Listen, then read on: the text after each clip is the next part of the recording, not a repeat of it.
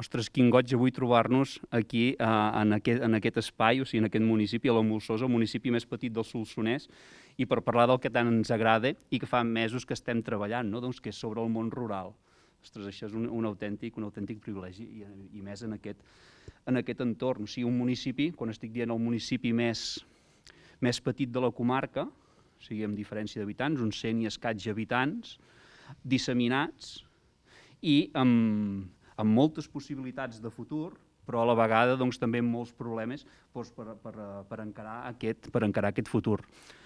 Entre altres, un dels problemes és dir la igualtat de condicions, la igualtat de serveis, de dir aquella paraula que sempre diem, l'equilibri territorial, per poder viure en un municipi com el que estem, s'ha de poder garantir uns serveis.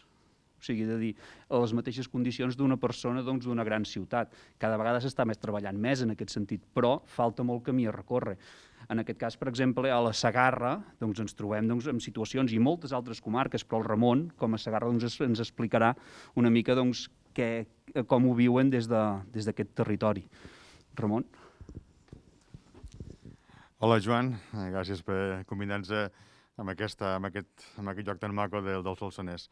La veritat és que aquí a la Segarra estem al costat del Solsonès, estem també al centre de Catalunya, i a vegades això no es nota perquè ens passa les grans artèries de comunicacions ens passen per la capital, per Cervera, però potser molt a poc en un nucli, en un poble del mateix municipi de Cervera, doncs per exemple no tenim connexions de mòbil i no tenim i molt menys de fibra. Catalunya té una gran sort, té una gran capital, Barcelona, que ens pot portar cap al món.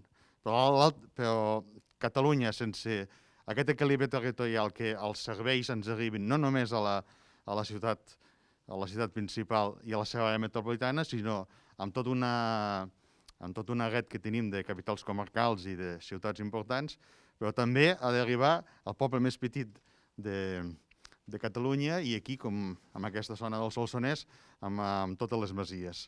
Amb el tema que comentaves, per exemple, a Tarroja, un dia per l'altre ens hem quedat sense metge amb un dispensari que dona atenció a unes 500 persones, disseminats que engloba força nuclis de població. I de la mateixa manera que a vegades des de les administracions i lluitant entre tots, entre particulars administracions, hem aconseguit, per exemple, el transport a la demanda a la Segarra, que ha sigut un gran èxit.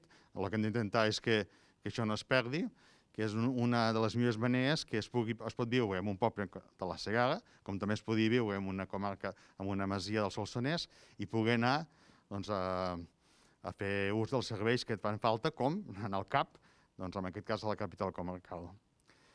I per aquest equilibri territorial, a part d'aquestes coses potser més materials, més de portar producció, també hi ha altres aspectes com és la cultura. Des de la capital de Barcelona, evidentment, hi ha una oferta cultural molt gran, però aquesta oferta cultural s'ha de disseminar també per tota Catalunya, per totes les ciutats, per tots els pobles, i a més, ficant-ho amb el context, aprofitant aquest patrimoni cultural, tant material com immaterial, que tenim per tota Catalunya.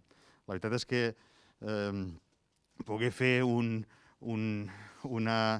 acte com és un concert de les espurnes barroques, que des d'aquí s'està promocionant, amb un castell de la Segarra o amb una masia pairal d'aquestes del Solsonès, és un privilegi, I això també és una manera de donar vida als pobles i de donar orgull als pobles i a les masies de Catalunya.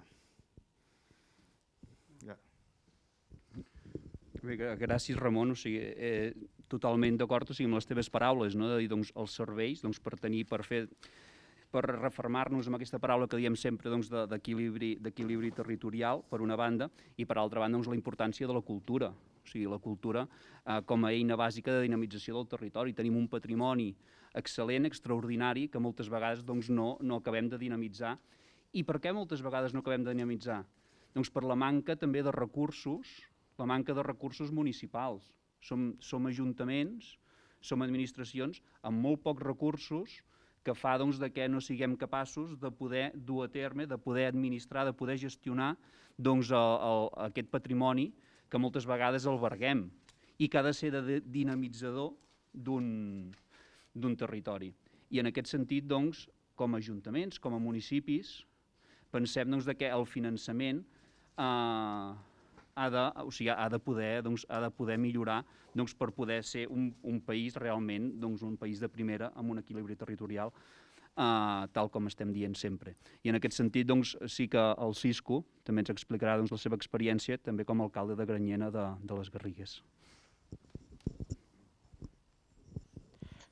Gràcies, Joan, gràcies a tots els que ens acompanyen i sobretot gràcies a aquest marc incomparable, no? Aquesta masia aquí a l'epicentre de Catalunya, brutal, hi ha uns paisatges, ojalà ho poguéssiu veure, però fa molt goig. Bueno, com diu el Joan, efectivament, soc alcalde d'un poble de 160 habitants, Granyena de les Garrigues des de fa 7 anys, bueno, ja fa tant temps que estem a l'Ajuntament molt més temps, no? I ho hem anat veient, i una miqueteta la falta de finançament a vegades no és els diners, no? Però una miqueteta és el que estàvem parlant l'altre dia que va fer aquestes nevades del mes passat, del mes de gener. Allà ens va caure 48 centímetres. Feia molts anys que no es passaven. L'última vegada que va nevar una mica important, que va ser el 2001, doncs me'n recordo que vam sortir, hi havia molta més gent al poble, i anteriorment, al 85, n'hi va haver unes altres, vam sortir molts pagesos amb els nostres tractors a ajudar, i el que es diu, no? Les feines se fan a jove, i escolta, amb una sabata i una espardenya, vam estar al poble gairebé net, i bueno, va costar el que va costar, però bueno, vinga, va, ara tu per aquí, l'altre per allà, i ara ens trobem que, clar, els pobles cada cop hi ha menys gent, hi ha menys gent jove, i clar, tothom és allò que ho faci l'administració, s'han acostumat, potser s'han ben acostumat, i nosaltres els hem de donar aquesta resposta als nostres veïns, no? Però que s'han ben acostumat i bueno, que ho faci l'Ajuntament, com que ja gairebé ho fa tot, ens porta la cultura, ens porta l'ensenyament, ho porta tot, i ha de ser així, i clar, ens trobem que, clar, bueno, doncs a llogar, hem tingut de llogar, hem tingut de llogar gent i de contractar serveis per a poder treure la neu. Vull dir, això quasi bé era impensable molts anys enrere, però ens ho hem trobat d'aquesta manera. I és una despesa molt important, clar, al començament d'any, que t'arriba aquesta despesa que no la penses, no? Per treure la neu, i s'ha de treure perquè s'ha de donar serveis a la gent, no? Doncs clar, ens ha costat molts diners i això, clar, és una crossa més en aquesta falta de finançament, no? als pobles petits. Ja dic, hem de buscar aquestes línies per ajudar en aquests pobles petits, perquè clar, és una situació d'emergència, ara estem en situació d'emergència, no? Per la pandèmia. Sempre penso, als pobles petits, o als micropobles, o als pobles una mica més grans que el meu, és una emergència continuada. Cada moment és una emergència. Si et marxa una família, és una situació d'emergència. Si et marxa un comerç, és una situació d'emergència. O sigui, has de córrer tots, has de pensar, has de rumiar, has d'intentar parar el cop i t'hi has de fer tots, no? Diguéssim, si tanca l'escola, s'ha d'intentar tancar l'escola. Ara el nostre també l'intentarem, per sort, obrir-la. Diguéssim, ha vingut gent a viure al poble per tema d'això de la pandèmia i sembla que es vulguin quedar i els hem de donar aquests serveis que després segur que en parlarem dels serveis municipals que hem de donar als pobles petits. I el que dius, hem de tindre aquestes eines, aquest finançament perquè mos costa molt de donar el servei. La situació d'emergència, ja et dic, botigues, comerços, al Passeig de Gràcia a Barcelona ara se tancaran moltes botigues, malauradament, i hotels i comerços, però segurament d'aquí 6 mesos un fons d'inversió o algun altre on regiran diners o alguna multinacional lo tornarà a obrir i Barcelona tornarà a ser, i ho volem tots, que torni a ser la capital de Catalunya i que tiri, i el comerç, i el turisme i tot. Clar, el nostre poble, si tanca un comerç, difícilment i molt difícilment es podrà obrir. Ha de ser allà on l'Ajuntament, ha de sortir i crear aquest nou servei. A més de la cultura, és una primera necessitat. Clar, en aquests anys, diguéssim, l'Arsal també ha estat una invasió de competències. Jo crec que com a Junts, una vegada el govern, l'hem de derogar, perquè no És a dir, no es pot aguantar més això. I després ja dic, hem de tenir una legislació adient i específica a cada territori. No és el mateix un poble petit de la Plana de Vic, de la Segarra o aquí al centre de Catalunya, o de les Terres de l'Ebre o del Pirineu o de les Garrigues. Cadascú un té més mancances amb tema de serveis, l'altre amb comunicació, l'altre en camins rurals, per tant, quasi bé faria un traje a mida a cada situació i a cada territori. I això sí, hem de millorar el finançament, un finançament específic pels ajuntaments petits, una llei que ho empari i que sigui forta i que no ens faci cada moment pregar a les administracions superiors, no? Que els consells comarcals, clar, els costa Déu i ajuda, i les diputacions, és la nostra avui en dia, allò de dir, ens hem de sospesar i no hauríem d'estar així. Hauríem de tindre un bon finançament des de la Generalitat, un bon PUOS, uns bons fons de cooperació, que no ens calgui demanar cada vegada que hi ha una situació d'aquestes d'emergències. Gràcies. Bé, com bé diu Cisco, un finançament digne, un finançament digne i actualitzat per poder donar tots els serveis, per poder donar uns serveis del tot necessaris tornem amb la paraula de sempre, amb aquest equilibri territorial, perquè la igualtat d'oportunitats siguin arreu. I en aquest sentit també tenim el repte demogràfic, o les infraestructures viàries i digitals. Si volem vida en tots aquests territoris, hem de poder oferir uns serveis mínims d'habitatge, per una banda, hem d'aconseguir que vinguin a viure famílies o que puguin viure les famílies que no hagin de marxar, però a la vegada també amb unes infraestructures viàries, però també digitals que permetin el teletreball. Tots som conscients que encara a dia d'avui, o algú que estigui ara dels que estem aquí, segurament que alguns no teniu ni cobertura de telèfon mòbil i no us podeu connectar a internet. Aquesta és la realitat. Aquesta és la realitat. És a dir, com pot llavors una família engrescar-se a venir a viure en un entorn així? Per la qualitat de vida, sí, sense cap mena de dubte, però no li permet, perquè no li donem els mitjans i hem de treballar perquè pugui tenir aquests mitjans.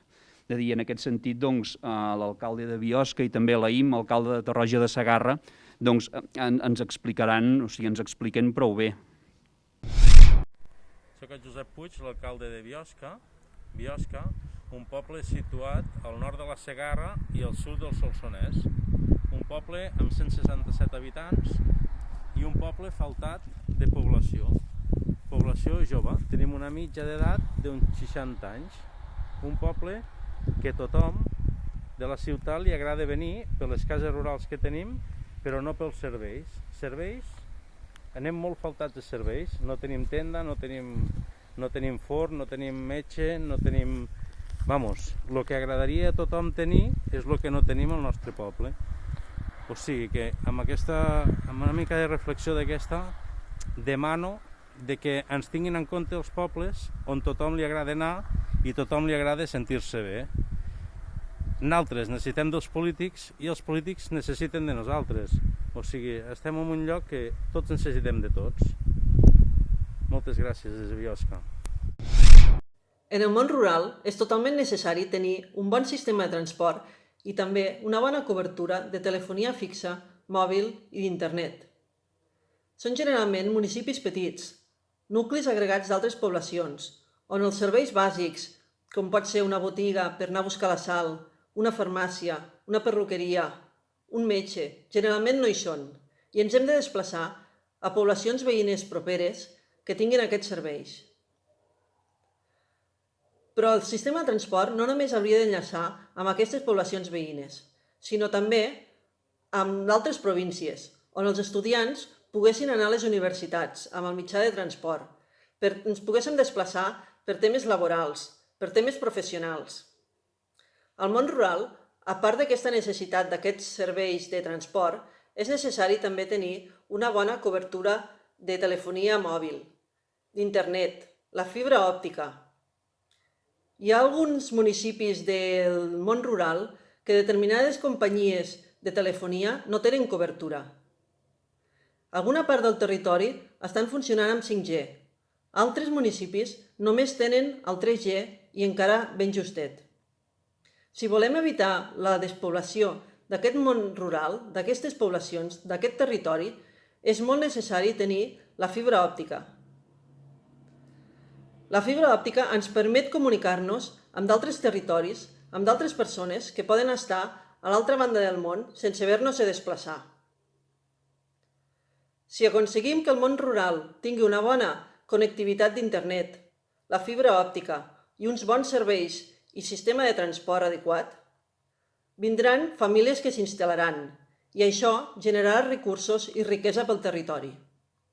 En aquest sentit, i seguint doncs, la importància de poder acollir gent, de poder millorar els habitatges o també les infraestructures, com molt bé ens han explicat, hi ha un tema molt important, que és el de la mirada, o sigui, una mirada rural a la legislació, és a dir, donar-li aquell toc que aquesta legislació, que moltes vegades es fa difícil adaptar en unes realitats tan diferents als mons urbans, pugui ajudar a desenvolupar tot aquest territori. I en aquest sentit, la Míriam, representant de la Catalunya Central, directora territorial, sí que també ens hi donarà el seu punt de vista. Gràcies, Joan. Gràcies també per convidar-me. Jo crec que ja heu tocat molts temes que, evidentment, tots tenen molta relació amb la legislació, no? I crec que el Cisco ha donat una expressió perfecta, que és el trajo a mida, no? Que és el que necessita el món rural, i no el mateix per tot el món rural, com molt bé deies, no? Jo, si em permets, Joan, potser més que la mirada rural a la legislació, ho giraria, no? Diria com la legislació mira el món rural o si el mira i si el mira suficientment, no? Penso que és important, és un tema transversal que ja s'ha treballat des de l'administració, però segur, és evident, pel que estem dient, que s'ha de reforçar. És a dir, tots els temes necessiten una atenció, una mirada al món rural, la sanitat, la cultura, tot el que heu parlat, no? Per tant, això és totalment necessari que es reforci encara més. I amb una visió perquè no surti guanyant sempre Barcelona, perquè és on hi ha més gent, no? I per tant sempre d'alguna manera la balança se'n va cap allà.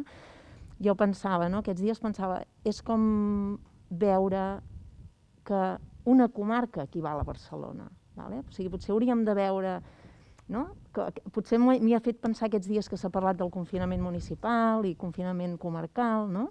Potser la mirada hauria de ser més àmplia, no? Es diu, Barcelona es vol ruralitzar i el món rural es vol urbanitzar. Doncs potser hauríem de veure una comarca com una gran ciutat amb moltes zones verdes, si tu vols, però perquè així seria més equilibrat, no? A l'hora de com distribueixo els recursos entre les grans ciutats i els nuclis més petits. Jo també tinc molta fixació amb el tema de la simplificació administrativa, que s'ha treballat molt, però penso que també s'ha de reforçar, perquè pels pobles petits és una càrrega molt més gran la burocràcia, que per una gran també, no? Per tant, penso que això també seria a favor dels municipis. Penso que aquests aspectes són molt importants. I si em permeteu, una mica de frivolitat, també penso que hauríem d'introduir el tema de la felicitat, no? És a dir, la gent hauria de viure on li agrada més perquè és on serà més feliç, no? Gent feliç vol dir gent sana i vol dir progrés i tirar endavant. Per tant, penso que fins i tot quan fem les lleis també hauríem de pensar què fa aquella llei per la felicitat de la gent. I aquesta penso que és una part que també hauríem de pensar-hi. Molt bé, gràcies, Míriam. I tant, sense cap mena de dubte, o sigui que les lleis també ajudaran a ser la gent més feliç. O sigui, aquí tenim un territori per ser feliços, o sigui, si ens hi acaba d'ajudar, doncs serem molt feliços. Bé, o sigui, s'introdueixen ara a la conversa la Judit del Segrià i la Dolors del Pla d'Urgell. I aquí és una mostra més, o sigui, ara veiem una mostra més del que és el món rural.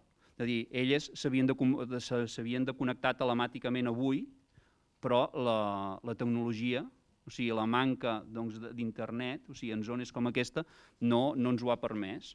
Aquesta és una copsació, i ara en directe, molt clara del que estem vivint, la gent que estem vivint en aquests entorns. Per viure al món rural, també és necessari, i ho hem anat parlant, de dir, importantíssims uns serveis, els serveis socials, o sigui, uns serveis que puguin fer que les persones grans puguin viure fins al final de la seva vida en territoris, a casa seva, que no hagin de marxar, però per això han de poder gaudir d'uns serveis, d'uns ajuts, el que toqui. O una escola rural. Les escoles rurals són la base dels nostres pobles. De dir, un poble amb escola és un poble en vida. Un poble sense escola és un poble que també li costa molt més de viure pel fet que va quedant diluït amb el temps. I en aquest sentit, la Judit ens explicarà una mica la seva visió sobre aquest aspecte. Hola, bona tarda a tothom. Soc Judit Flix i sí, tal com deia el Joan, els serveis socials en el món rural crec que s'haurien de reenfocar com moltes coses que ja ho han anat dient i se li hauria de donar un enfocament que realment mirés i entengués les necessitats que hi ha en les zones no urbanes. Sovint les decisions es prenen des de zones urbanes, que és on hi ha l'administració, i això fa que hi hagi un biaix que no empari, que no entengui. Potser no és volgut, però al final el resultat és aquest i els serveis que acaben donant potser no s'acaben d'adequar a les necessitats. Joan parlava de les escoles rurals. Evidentment, on no hi ha escola, no hi ha canalla, on no hi ha canalla, no hi ha futur. Si parles amb mestres, sobretot d'escoles unitàries, elles sempre diuen que fan una feina molt maca, molt complicada, perquè tu has d'atendre a nens des de 3 anys fins que marxen a l'institut, però elles sempre diuen que es troben molt soles, perquè si tu treballes en un centre educatiu, entres, t'atén un conserge, quan et matricules hi ha un servei administratiu, tens altres companys en una escola unitària, tu ets el conserge, tu ets qui fas les matrícules, tu atens els pares i tu fas les classes de tots els nivells. Això és d'una complexitat enorme i no sé si s'acaba d'entendre el que estan abordant aquests professionals de les escoles rurals i de les ERS que les emparen i, per tant, això s'ha de reenfocar, s'ha d'atendre i s'ha d'incentivar, perquè si no aquesta gent, aquests professionals, aquestes mestres i aquests mestres, no sé si realment se sentiran atrets per seguir treballant en aquestes escoles, malgrat que hi veuen totes les parts positives, com la relació amb l'entorn, com la no massificació de les aules ni dels centres, la proximitat amb les famílies. Evidentment que tenen avantatges, però hem de valorar i hem d'incentivar aquests altres problemes per mirar de veure com ho reenfoquem. Centres de secundària, exactament passarà el mateix. Primera, que els centres de secundària ja acostumen a estar en llocs on hi ha més alumnes, per tant, aquí hi ha un transport escolar, aquí hi ha un desplaçament, que moltes vegades també has d'acabar fent un malabarismes per poder, si em permeteu l'expressió, un tetris, perquè tot quadri i la canalla acabin arribant a l'hora i tornant a l'hora. Per tant, no es pot decidir des de zones urbanes, s'ha d'entendre que la realitat és molt diferent i s'ha d'abordar de manera diferent. I s'ha d'incentivar els professionals perquè, si no, rebutjaran treballar en aquests entorns perquè és molt complicat. No sé si en som prou conscients, però és complicat. En l'àmbit de la sanitat, jo crec que és una situació molt similar. Segurament, si agafem nombre de sanitaris en el món rural i nombre de persones que atenen, direm, hosti, viuen molt bé, no? Perquè tenen molts pocs pacients, tenen molts pocs usuaris, però segurament, per atendre aquells usuaris, han de fer força quilòmetres de carreteres, sovint en mal estat, a les hores que toca, perquè si és un malalt que a les 4 del matí, aquella carretera està igual a les 4 del matí que a les 4 de la tarda, per tant també l'has d'abordar. A l'hivern neva, les carreteres se gelen, clar, si tu treballes en un centre sanitari d'una zona urbana, segurament l'usuari vindrà a veure't a tu i si hi has d'anar, doncs, evidentment, el desplaçament és molt més fàcil. Són situacions que són molt peculiars del món rural, que són així, i que no afavoreixen ni que la gent que hi és s'hi quedi, ni que en vingui de nova, perquè és dificultós. el món sanitari té un problema de relleu que l'han d'abordar ja, perquè els sanitaris, un problema que tenim damunt de la taula, no al món rural, a tot arreu, és que no hi ha relleu. Molts, a més, formats aquí, marxen a l'estranger. Molt bé. Si comencem a jubilar sanitaris i ens trobem que el món rural està ple de dificultats perquè has d'agafar el cotxe, perquè has de fer quilòmetres, perquè resulta que tens uns problemes afegits, no sé si serà prou atractiu per poder omplir els consultoris locals, els CAPs. No sé, són qüestions que no es poden abordar amb una mirada urbana. Crec que els serveis socials han de donar oportunitats, no només ajudes, han de donar oportunitats a la gent perquè s'ho cregui, perquè s'hi senti còmode i perquè s'instal·li i treballi en el món rural amb les mateixes condicions i amb una manera de treballar correcta i agradable. Tot el tema del sector primari, que tots els treballadors que arriben al sector primari sabem que en molta part venen de països estrangers. Cal uns serveis socials d'acollida, d'integració lingüística, d'integració social, perquè molts d'aquests serveis socials es mantindran en les zones rurals gràcies a l'arribada d'aquesta població. Si no fem una bona acollida, una bona socialització, potser no s'hi trobaran del tot bé, potser no s'hi voldran instal·lar, potser no s'hi voldrà quedar i, de retruc, també ens sortirà perjudicat tot aquest sistema d'atenció social que hi ha al món rural. Bé, crec que bàsicament és això, és reenfocar i veure la realitat des de l'òptica de les zones no urbanes i que, per tant, les necessitats són diferents. I la resta penso que ja més o menys ho hem anat dient. Gràcies. Quanta raó, Dolors. O sigui, ens assumem totalment amb les teves paraules i la teva visió, no? I una vegada tenim aquests serveis, una part important també és la de, en aquest entorn rural, en aquest món rural, poder-hi treballar. O sigui, poder-hi treballar i poder-t'hi guanyar la vida. No només a través de teletreball, sinó també pensant en la reindustrialització, de dir com reindustrialitzem aquest món, de dir en temes de sobirania energètica, per exemple, o també de dir el tema dels productes, hi ha una part molt important, els productes de proximitat, és a dir, els productes que generem en aquest propi territori i que moltes vegades per problemes burocràtics es fa molt difícil arribar al final del procés. De dir, per exemple, per poder instal·lar un petit obrador, per poder instal·lar una petita empresa, etc., es fa molt difícil.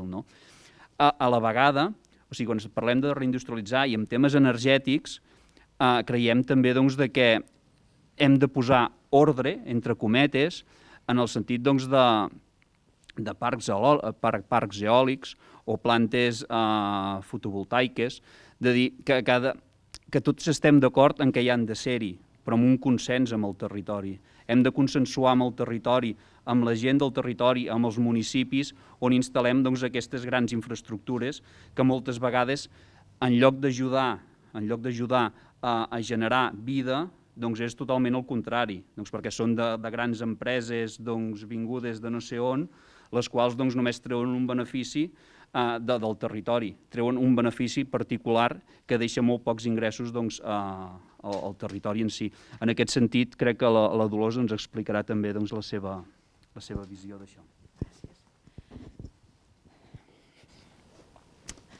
Gràcies, Joan.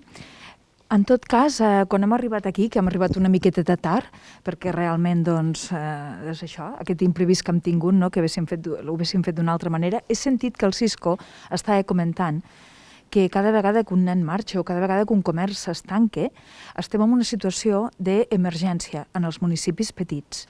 Ell és de Granyena de les Garrigues, jo soc de Sidamont, ell té un nombre de municipis, d'habitants també, diguéssim, i de nuclis potser, jo en tot cas tinc 700 habitants, no tinc cap nucli, però realment és veritat, estem en una situació d'emergència i també estem, òbviament, en una situació d'emergència climàtica.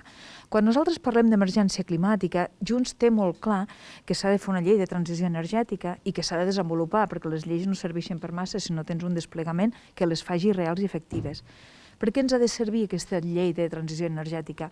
Per reduir realment els gasos d'efecte hivernacle, però sobretot també per intentar lluitar contra aquestes oligarquies que ens marquen el preu i que són preus abusius. Ara amb les gelades ho hem vist, són preus abusius. Això no és viure en un país, diguéssim, si volem ser un país realment modèlic i just socialment, el que no podem pretendre és deixar les mans de les grans oligarquies que ens fixin els preus, perquè són preus abusius. Lligat una mica amb el que dies, Joan, això ens ha de portar a la sobirania energètica. I la sobirania energètica de Catalunya, que volem ser un país, és una estructura d'estat. Moltes vegades el Josep, l'amic Josep Rull, diu aquestes paraules, estructura d'estat. No? Diu, en definitiva, com a concepte, el que volem és una estructura d'estat. I la transició energètica. La transició energètica i la sobirania energètica és una estructura d'estat. Com podem aconseguir aquesta sobirania energètica? Produint energia. I com? Pues amb energies renovables. Quines pensem?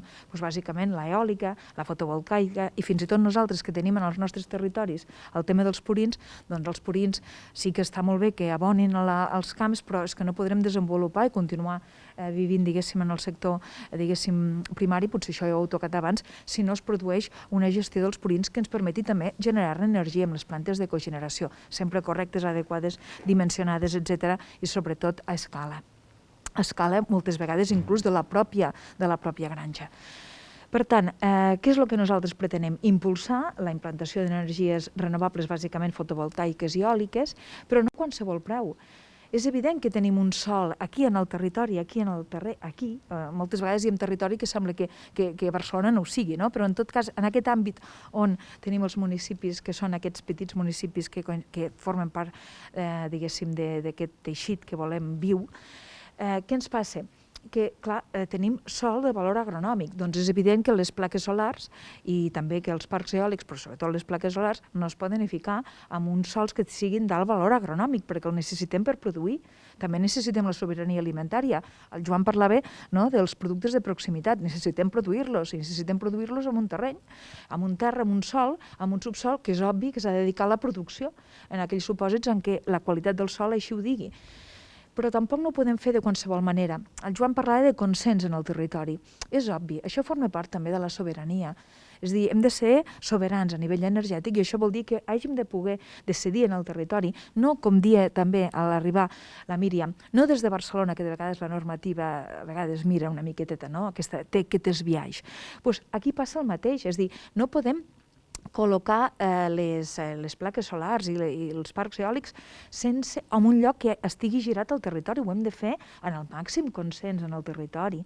I què s'entén per territori? No només en aquell municipi on ha d'anar, moltes vegades en els municipis de la vora, que efectes paisatgístics, de logística, tenen més afecció tindre un parc eòlic o un parc solar que no pas al propi municipi on té la implantació, que fins i tot en aquest sentit se n'ha gaudit d'una llicència d'obres que hagi pogut tenir. Per tant, d'entrada s'ha de fer amb consens en el territori, entenem per territori no només el municipi on s'ha d'implementar, i d'acord amb un criteri que ara es porta molt, però que nosaltres el creiem perquè és l'única manera de fer-lo i d'implementar-lo si volem realment aquesta sobirania energètica, que és el tema de la corresponsabilitat territorial. Això vol dir que no pot ser que totes les plaques solars i tots els parcs eòlics els fiquem en una mateixa zona de Catalunya.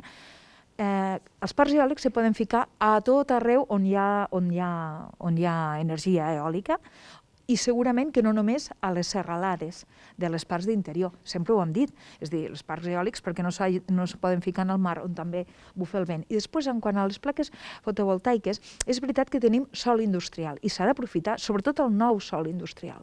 És a dir, sempre que es faci un polígon industrial, sempre s'ha dit que se col·locaran les plaques solars. Què passa? Que els polígons industrials que ja són existents, les estructures de les naus i de les empreses potser no ho aguanten, però també seria molt interessant abordar desenvolupar una mica més les possibles, diguéssim, totes les possibilitats que les taulades, que els sostres dels polígons industrials ens pot possibilitar.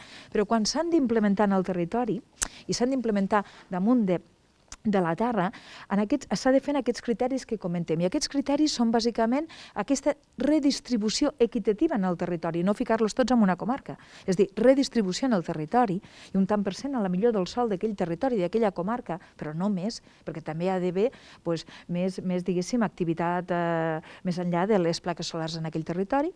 S'ha de fer d'acord amb els criteris paisatgístics, criteris patrimonials, perquè també tots els municipis tenim el nostre patrimoni i hem de tindre en compte si encaixa, si conjumina amb la implantació d'aquelles plaques solars o d'aquells parcs eòlics, i sobretot s'ha de fer tenint en compte, lligat amb la sobirania, pal de paller de la sobirania energètica, tenint una participació a aquells municipis i a aquells ciutadans, a aquells veïnes que viuen en aquell municipi, d'aquella activitat energètica que es produeixi en el nostre entorn. Perquè hi ha moltes maneres de tindre retorn.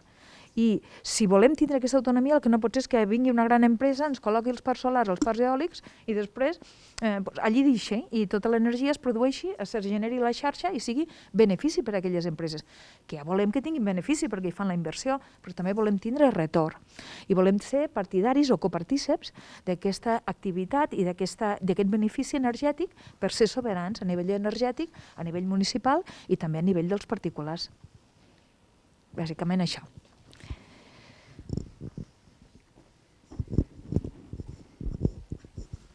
Ostres, quantes propostes en poca estona han sortit, no? De dir, també jo crec que transmetem l'estima cap a aquest territori, o sigui, pensant en un futur millor per tots.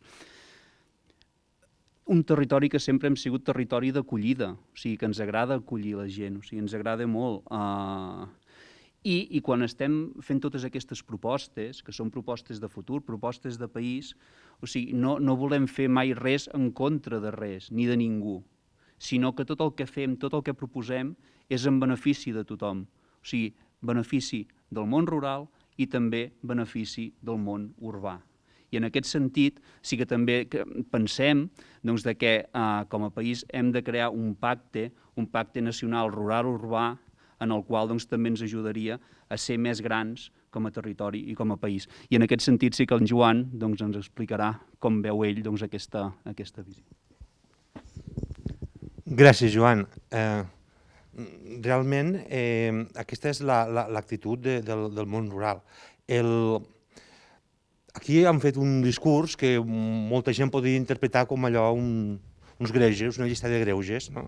Coses que ens falten, coses que necessitem, coses que d'alguna manera percebim que estem en desavantatge respecte de la resta de ciutadans de Catalunya, en especial dels que viuen a l'àrea metropolitana o en les grans ciutats. Però el fet és que la contribució del món rural serà bàsic pel desenvolupament proper del país. Nosaltres, com a partit, estem fent una aposta per una economia que estigui basada en la creació de valor afegit, amb la distribució socialment responsable d'aquest valor afegit i amb una sostenibilitat mediambiental. I al final aquesta és l'economia que d'alguna manera està funcionant als països punters d'Europa, als països que s'assemblen més a nosaltres en dimensió i amb habitants. Estem parlant, per exemple, de Dinamarca, o estem parlant de Noruega, de Suècia, etc.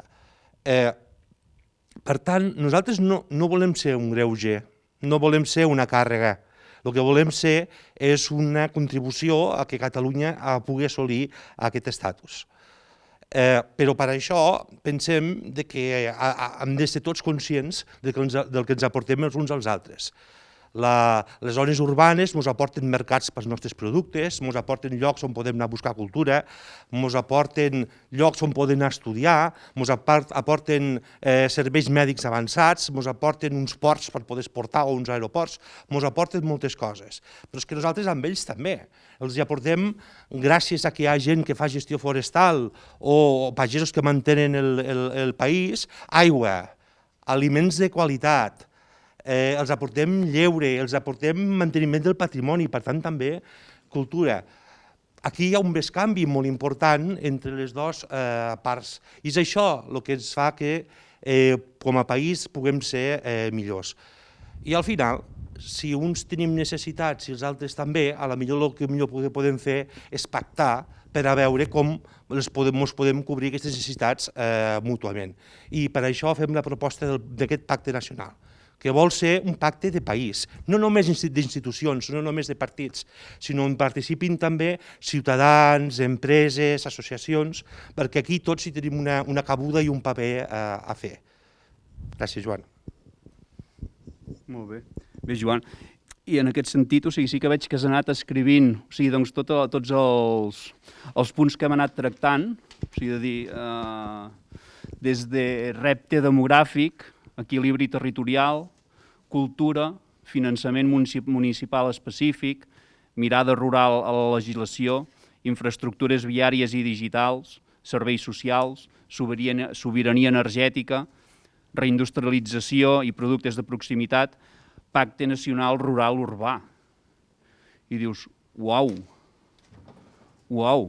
quin munt de punts, no? O sigui, he de dir, ostres, són molts punts i a la vegada molt transversals.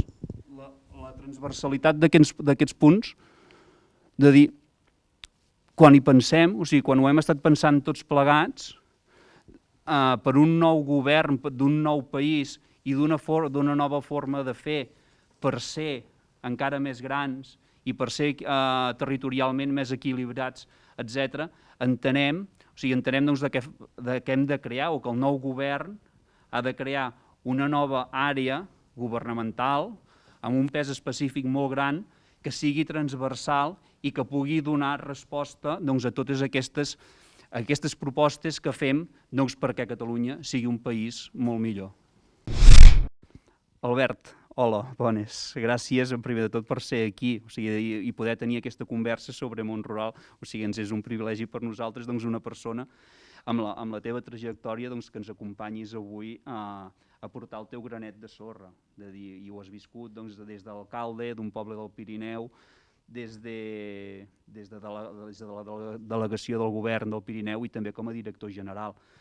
I és una visió molt contrastada en el sentit del desenvolupament de tot aquest territori.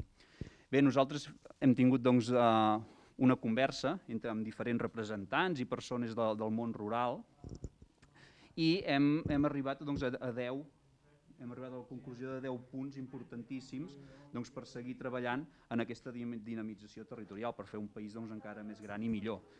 Aquests punts poden ser el repte demogràfic, l'equilibri territorial, el finançament municipal específic, les infraestructures viàries i digitals, la cultura, la sobirania energètica, la reindustrialització i productes de proximitat, la mirada rural a la legislació, els serveis socials, o el pacte nacional rural urbà. O sigui, punts molt importants i a la vegada molt transversals.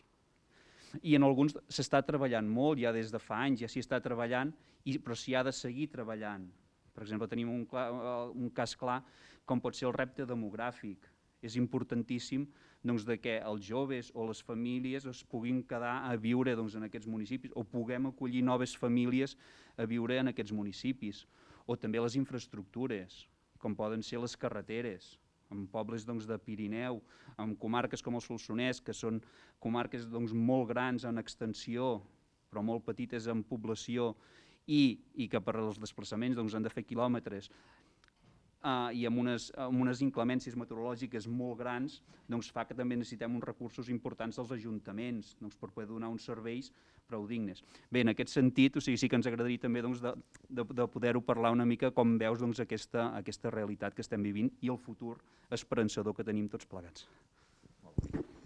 Moltíssimes gràcies, Joan. Primer de tot, dic que és per mi un honor compartir amb vosaltres aquesta estona. He tingut ocasió de sentir algunes de les intervencions del debat anterior, molt enriquidores i molt encoratjadores, perquè han participat gent amb un compromís molt important envers el territori i també del progrés de la societat que tots hem de defensar, i especialment amb tu, persona amb què compartim molts anys projecte polític i una bona amistat que ens uneix, i la veritat és que ets un referent amb el que és el treball al territori. Tens tota la raó, Joan. Jo penso que un projecte polític, en els moments que estem vivint, ha de tenir molt clar quins són els arguments per actuar davant una realitat que és complexa no només a Catalunya, sinó a tota Europa. El desenvolupament del món rural, el tenir un país equilibrat, el que hi hagi oportunitats per tots els ciutadans visquin amb igualtat de condicions, és un dels grans reptes que haurà d'entomar el govern de Catalunya els propers anys. I jo crec que el projecte de Junts, el nostre projecte, té molt clara aquesta diagnosi i té molt clars els projectes estrella que han d'actuar per compensar aquesta mala realitat i aquesta diagnosi de problemes que hem d'entomar entre tots plegats. Nosaltres hem de dir que som hereus d'un gran projecte polític que va entomar l'equilibri territorial i que ha estat un referent a tota Europa. En cap altre país del món hi ha una descentralització administrativa tan important com la que tenim a Catalunya. Aquesta visió de comarca com a estructura econòmica, social i administrativa que anava amb la voluntat d'atansar els serveis al ciutadà, l'hem de recuperar i hem d'entendre que reactualitzar aquest projecte ha de servir per actuar en aquest món rural. Jo crec que aquest moment tan complex que estem vivint, aquest moment de desgràcia, de pandèmia sanitària, ens ha obert també una llum, perquè ens ha fet visibles. Els nostres territoris rurals, les nostres comarques més allunyades de la metròpoli, de l'àrea metropolitana, han tornat a posar en valor aquests elements que són tan importants: natura, salut, aquesta manera de viure, diguem-li, slow, una manera de viure molt més adaptada a la qualitat de vida, s'han tornat a posar en valor i ho hem d'aprofitar. I hem de posar els elements necessaris perquè aquesta oportunitat es converteixi en una realitat. Tu ho has dit molt bé. Les infraestructures digitals han de ser el gran element de dinamització dels nostres territoris els propers anys. Viure en una comarca que el Solsonès representa una qualitat de vida que és molt, molt valorada. I ho serà més, però hem de fer que aquesta oportunitat sigui ferma i que aquesta oportunitat es converteixi en una realitat.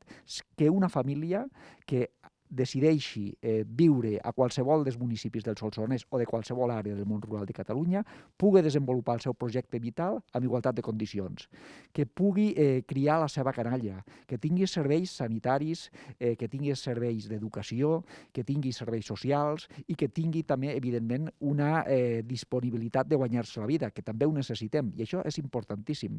És fonamental que el desplegament de les telecomunicacions a tot el territori català sigui una realitat. I aquest és un projecte molt important del govern. Com bé sabem tots, la Conselleria d'Infraestructures Digitals, d'Innovació Tecnològica, està portant a terme un projecte de fer arribar la banda ampla a tot el territori català i els propers anys això serà una realitat.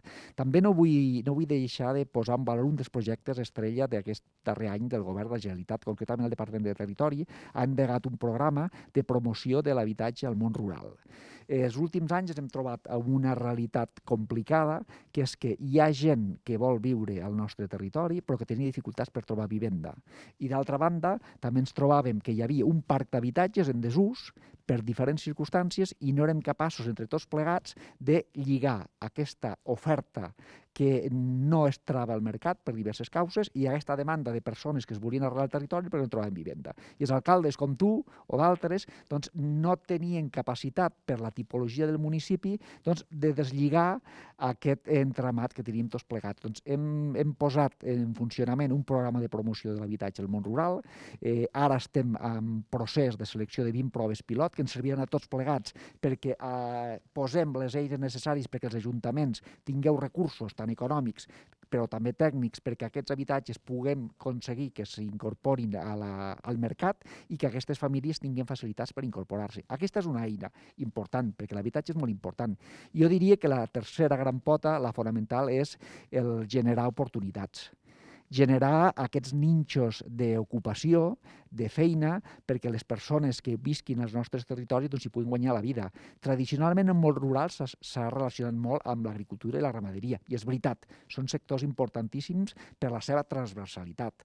L'agricultura i la ramaderia fan un efecte no només generador d'ocupació, que el fan, no només també de generador de producte de grandíssima qualitat, que ho fan, però també fan un efecte de sanejament del territori, de que tinguem un territori que sigui atractiu des del punt de vista paisatgístic, però també després fins i tot per el tema de la lluita contra els incendis. Però no és només agricultura i ramaderia, hi ha altres sectors com el turisme, com la cultura, com els esports, que truquen a la nostra porta, que tots tenim claríssim que són elements de generació, d'ocupació i d'activitat que ens poden obrir les portes pels propers anys, i jo penso que en aquest cas el govern de la Generalitat ha de posar tots els recursos, totes les eines i tot el compromís perquè aquestes noves oportunitats que se'ns obren al territori serveixen per aconseguir aquesta paraula màgica que heu vist que heu escrit aquí, que fa anys que en parlem, que és l'equilibri territorial.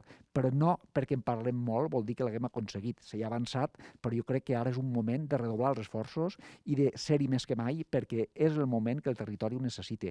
I no s'entendria un país cohesionat, no s'entendria una Catalunya plena sense un equilibri territorial que generi igualtat d'oportunitats a tot el territori. Bé, gràcies, Albert, per aquestes paraules que les compartim del tot, les comparteixo absolutament.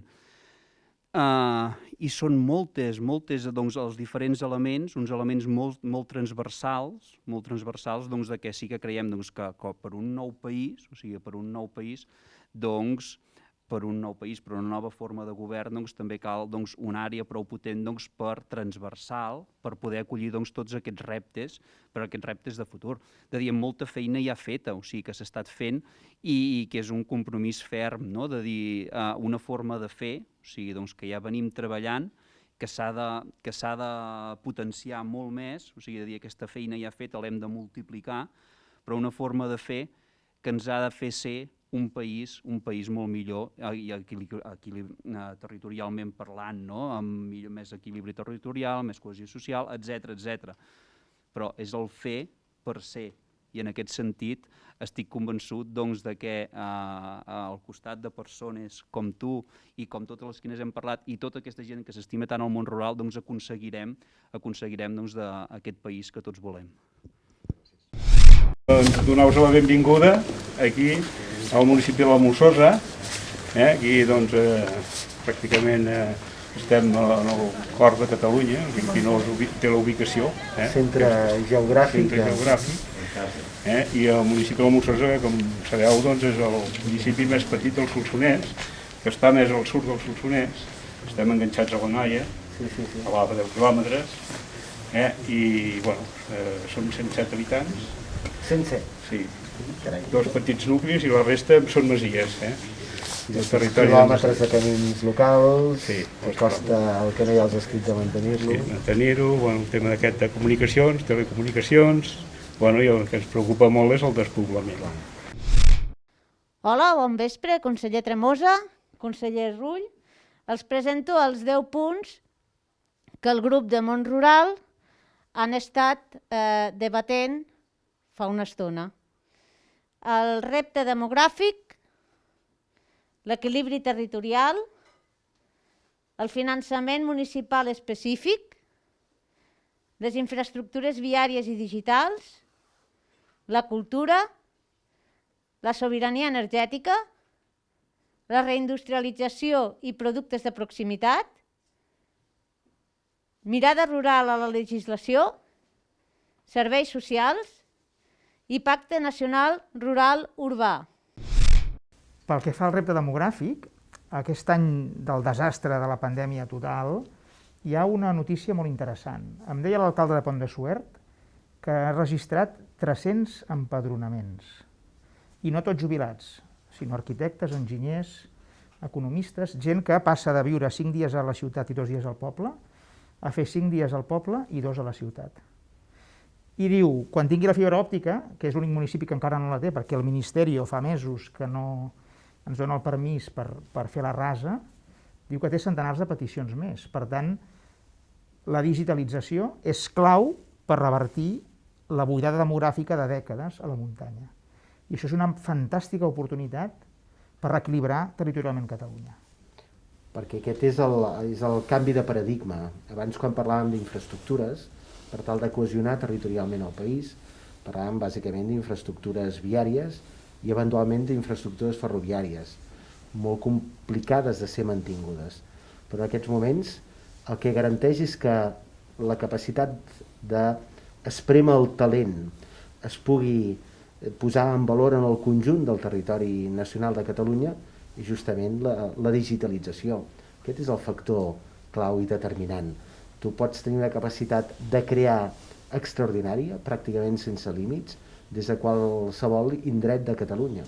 I per tant, ens imaginem aquest món rural no només basat en el sector primari, sinó amb la capacitat de continuar desplegant bones polítiques en matèria d'agricultura o en matèria de ramaderia, però a més la capacitat de crear, diguem-ne, coneixement i coneixement amb tots els altres vectors de l'economia productiva. Aquest és un canvi radical que ens beneficia, sens dubte, i que hem de ser capaços d'aprofitar.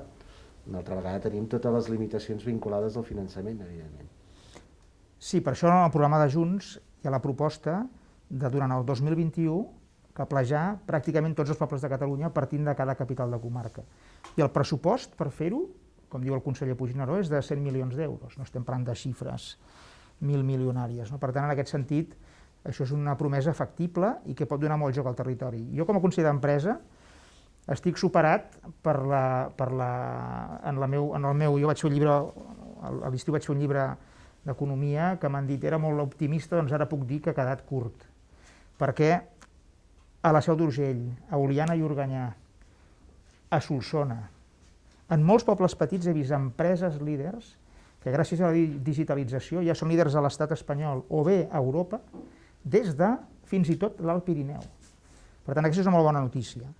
Després també he detectat molt una demanda de flexibilitzar una mica els criteris de legislació urbanística per no tractar un poble de 600 habitants igual que una gran ciutat de 600.000 habitants. És a dir, que si en un poble petit hi ha dos fills d'una casa que volen fer-se un petit apartament al costat de la casa dels pares, el que vingui de la legislació no sigui a l'alcalde. Has de fer un pla parcial que siguin 10 carrers urbanitzables, hauríem de poder trobar la manera de tenir present que un ajuntament petit no té la mateixa capacitat que els ajuntaments més grans de Catalunya. Aquest és el gran problema de la legislació urbanística vigent. Per això, des del govern s'està plantejant de fer no una nova llei d'urbanisme, sinó una nova llei de territori que incorpori tots aquests elements, incorpori la legislació urbanística, incorpori tot el tema d'urbanitzacions, incorpori tot aquest plantejament de superar una llei de talla única. El que és absurd és que des d'un punt de vista de sòl per habitatge protegit es plantegi la mateixa obligació en un municipi com Terrassa o en un municipi com la Molsosa. És absolutament absurd. Es va fer una llei de talla única. Per tant, hem de ser capaços de modificar la llei urbanística a través d'aquesta llei més omnicomprensiva, la llei del territori, i sobretot, més que posar èmfasi en sòl per nou habitatge, centrar-nos molt en la rehabilitació d'habitatge ja existent. Aquest és el canvi radical de plantejament que hem de ser capaços de fer, perquè el parc d'habitatge en molt bona mesura ja existeix i hi ha el risc simplement que quedi infrautilitzat o que quedi abandonat. Per tant, hi ha d'haver polítiques molt potents de rehabilitació, incorporar aquest element que plantejaves, conseller, de major flexibilitat. No té sentit tractar allò que és diferent en termes estrictament, diguem-ne, iguals, que genera un sentiment de frustració extraordinari per part del món rural. El segle XXI serà el segle de Lleida. Fa 100 anys, Prat de la Riba va enviar uns expedicionaris a Califòrnia a buscar esqueixos de pomeres i pereres per plantar arbres fruiters a Lleida. Ara tenim empreses xineses i americanes de les més grans del món que estan buscant 1 milió de metres quadrats amb els fons Next Generation per fer-hi inversions renovables o de mobilitat sostenible. Només Lleida, Catalunya, pot posar sobre la taula 1 milió de metres quadrats. I a més tenim la revolució de les energies renovables i Lleida té terra, té aigua, té superfície, té sol i per tant té un gran potencial. Per tant, doncs, el segle XXI pot ser el segle de Lleida si fem possible que tot això arribi i això serà a més a més, hi ha una revolució digital a tot el món que multiplica la productivitat en tots els sectors, no només a la indústria i als serveis avançats, també a l'agricultura. A Holanda fan un enciam amb un hivernacle amb 9 litres d'aigua, quan normalment a l'aire lliure se'n consumeixen 300 o 400. Per tant, hi ha una revolució digital que ja la podem tocar, que multiplicarà les oportunitats de les Terres de Lleida, que tenen un gran futur. A més, en un entorn com la Molsosa, on som avui, la productivitat en moltes professions surt sola.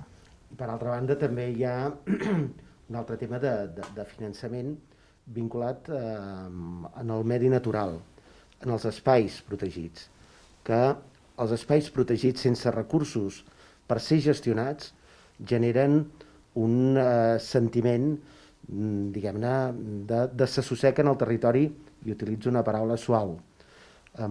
Si és percebut aquests espais protegits simplement com a impediments no ens en sortirem. Per transformar la visió que se'n té i perquè el territori se'n pugui beneficiar, el que cal és un nivell d'inversió molt considerable en aquests espais naturals. Un euro invertit en un espai natural té un retorn de 10 euros. Per tant, hem de ser capaços no només de planificar des d'un punt de vista de restricció, que això ho hem de superar, sinó de dinamització del propi territori. Aquest és un compromís fonamental que hem de ser capaços de desplegar, perquè el potencial que té el conjunt del país, els nostres parcs naturals són autèntiques joies de la corona i poden ser pulmons per una activitat econòmica de primer ordre, de primera magnitud. I per tant, no entès com un element que limita, sinó com un element que desplega tot el potencial del territori. El govern de Catalunya aquest dimarts va aprovar un decret amb la proposta catalana de fons europeus. I hi ha un apartat de les 27 prioritats que definim, dintre de les quals hi ha cadascuna de les quals hi ha molts projectes, que busca fer rendible l'activitat als boscos, com podem generar un moviment econòmic que faci rendible i sostenible els boscos, en la línia de tenir-los cuidats i nets, aclarits, és a dir, menys arbres però més alts i no molts arbres i més petits que cremen més fàcilment, i això doncs, pot generar un moviment industrial molt important al voltant de l'Institut Forestal de Solsona. No? Després també hi ha una línia d'ajuts europeus que per Catalunya és decisiva.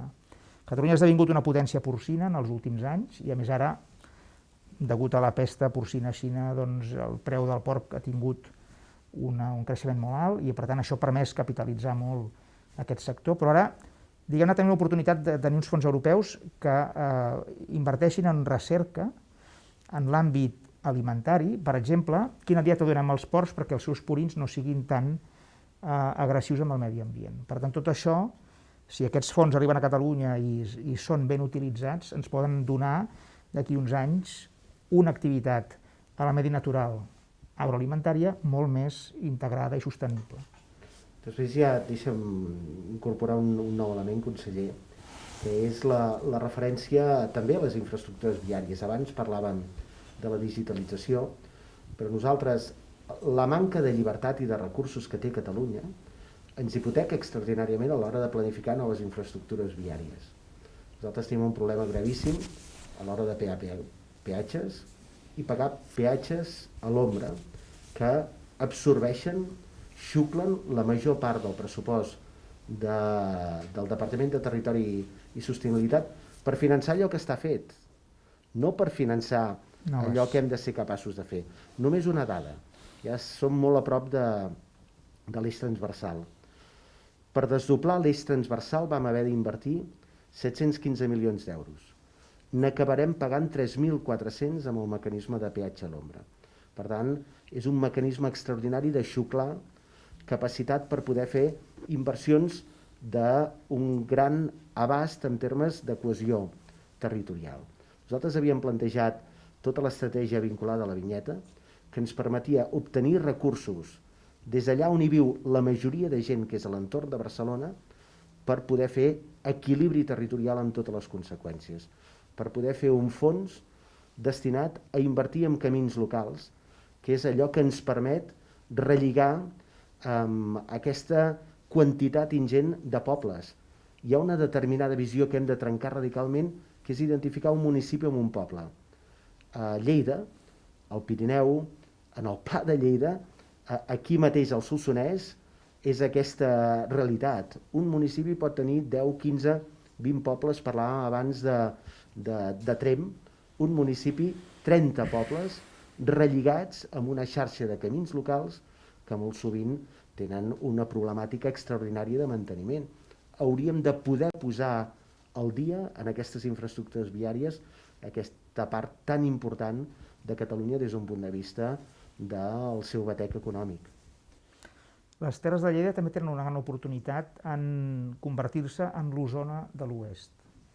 És a dir, Lleida és una gran productora de matèria primera, però pot créixer si desenvolupa indústria agroalimentària de tal manera que la transformació ja sigui feta a Lleida i que aquest producte no hagi d'anar o a la comarca d'Osona o al Gironès a ser transformat. Per tant, aquí hi ha un gran potencial que val la pena aflorar i pot crear molts llocs de treball, que són uns llocs de treball de la indústria agroalimentària de productivitats molt altes, que generen salaris molt elevats i que, per tant, és el tipus de feina de futur que ens interessa que es generi a les Terres de Lleida. I la connexió entre les Terres de Lleida i el gran port de referència per a Lleida, que és el port de Tarragona, i totes les dificultats que encara tenim en el port de l'illa, el Coll de l'Illa, sí. El Coll de l'Illa, per poder diguem-ne, garantir que hi hagi una comunicació, un flux directe amb aquest gran port de referència. Les infraestructures les tenim, les infraestructures portuàries, en aquest cas, que ens donen uns nivells de competitivitat extraordinari. El problema és garantir que hi hagi aquesta connexió interna a dins del país mateix, i aquest encara és un dèficit estrident. En aquesta campanya no ens podem cansar de repetir aquestes dades d'aquest dèficit fiscal que és esgarrifós. I explicar una altra cosa, si em permets. Jo el primer any que vaig ser conseller, l'any 2016, i ho explicàvem sempre, la infraestructura més important que vam poder afrontar aquell any va ser construir un gran giratori, una rotonda, per entendre'ns, a Sant Celoni, a la C35. I ho explico, vaig anar a visitar aquelles obres i l'alcalde em deia: conseller, gràcies per dedicar el teu temps a visitar una obra tan modesta com aquesta. Pensava, no, una obra modesta, no, l'obra. Però afortunadament, amb mecanismes d'una certa enginyeria i audàcia financera, hem estat capaços de desbloquejar algunes inversions importants. Per exemple, els tres ponts a Organyà és una de les actuacions, la inversió més gran en matèria d'infraestructura viària que ha fet la Generalitat de Catalunya en els últims anys ha sigut aquí a la demarcació de Lleida, ha sigut a l'Alt Urgell, i això demostra quina és la manera d'entendre, de concebre les polítiques públiques i les polítiques de cohesió territorial. Per donar una xifra fàcil de recordar, l'any 2019 Catalunya va generar un producte interior brut de 250.000 milions d'euros. És una xifra que és molt rodona i permet fer càlculs fàcils. Si suposem una pressió fiscal del 30%, perquè no tenim dades precises del tot de recaptació, això vol dir que Catalunya va generar 75.000 milions en impostos. La Generalitat té un pressupost que no arriba ni als 30.000. I el 90% del pressupost és despesa compromesa l'1 de gener.